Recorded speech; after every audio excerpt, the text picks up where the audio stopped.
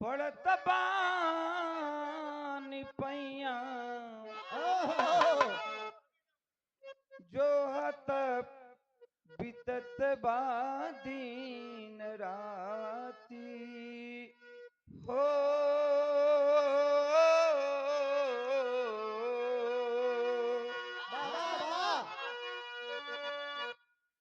गुरु हो गोसैया पड़त बानी पैया जो हत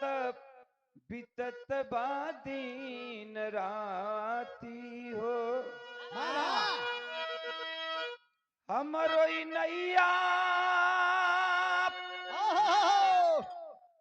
के केहू ना खेवैया परवा लगावा तुआ के कन्हैया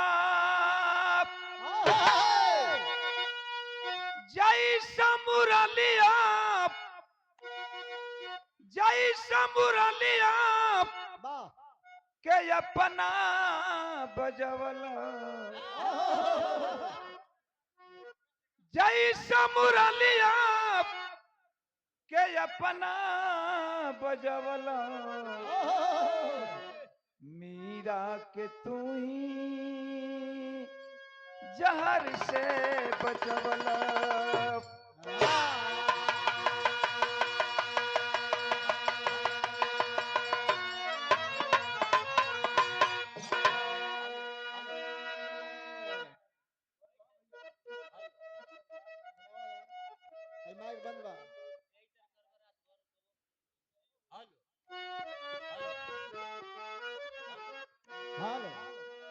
पर साल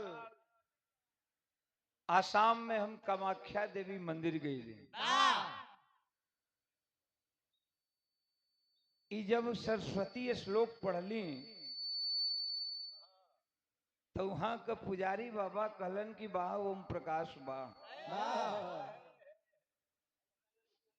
तुहार नाव हम सुन ले रही हैं खाली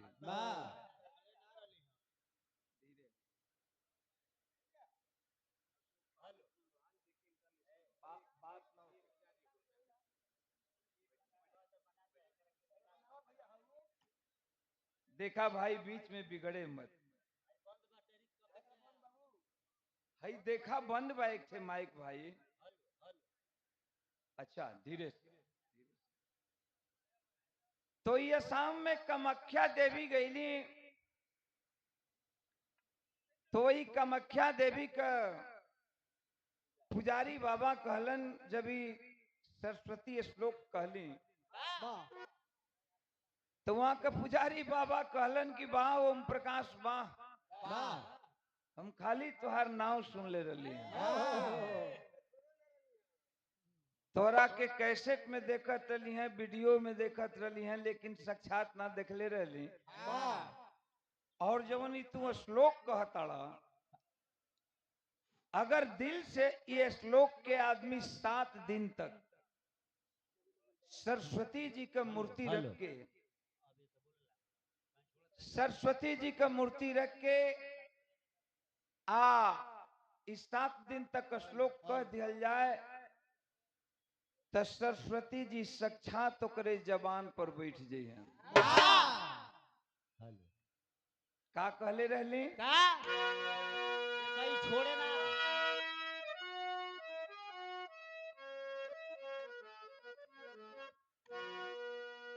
या कुंदन तुषार धवला या शुभ्र वस्त्रावृता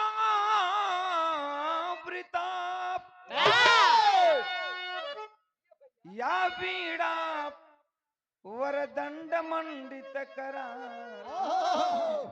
या श्वेत पद्मासना या ब्रह्मा चित शंकर बाबा प्रवृत्ति भी देवई सदा वंदिता सामामुपातु सरस्वती भगवती निहसे से जात आपहा